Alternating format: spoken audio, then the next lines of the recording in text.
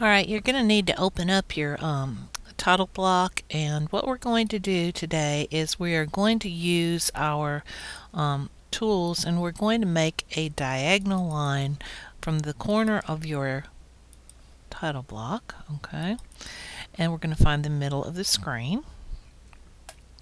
Okay. And I'm going to come over this way. And all we're doing is the same thing you did by hand. All right. And we're looking for the center in a couple of ways. Now, when we did the math to center the drawing and find the space before, we needed to go 5 inches this way, all right, and 7.5 that way. So what we're going to do is use a tool called offset. An offset just makes a line parallel to another line. So what we're going to do now is look at your command line. It says specify offset distance. So I'm going to type in 2.5, which is half of 5, and then I'm going to go to enter. All right.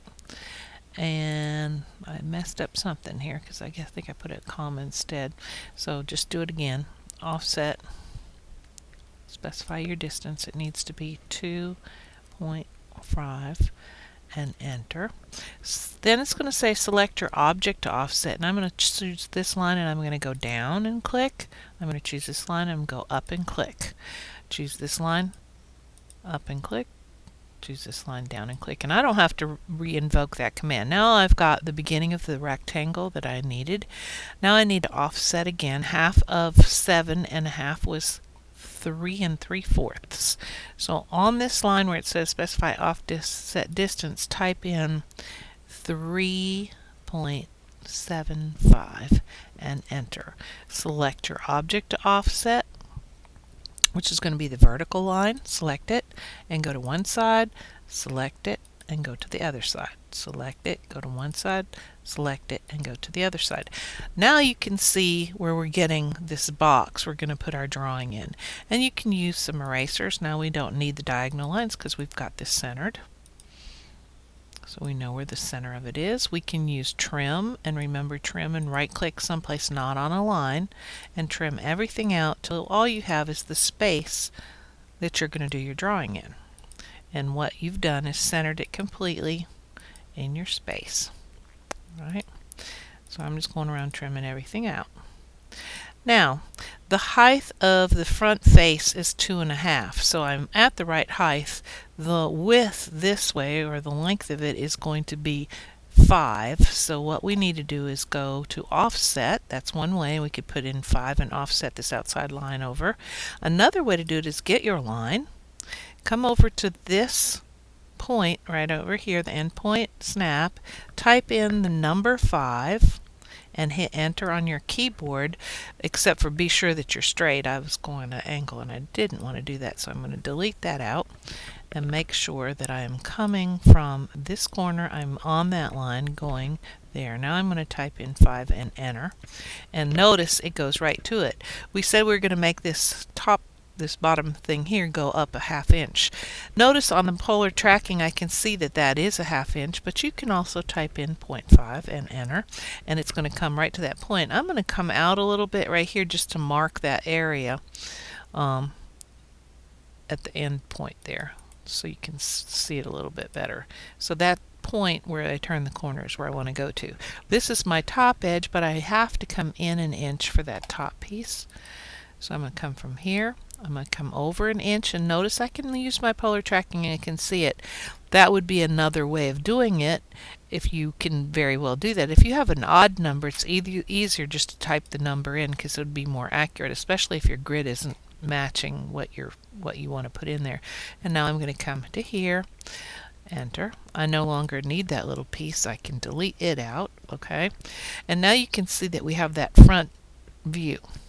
One of the things we need to do is bring our space up so everything gets projected upwards like this. So let's bring it up. This point right here is going to come straight up. Okay. The space between your views is going to be 1 inch. So I'm going to come and I'm going to just type in the number 1, and I'm going to go enter. And there it is, and I'm going to come back across this way. All right.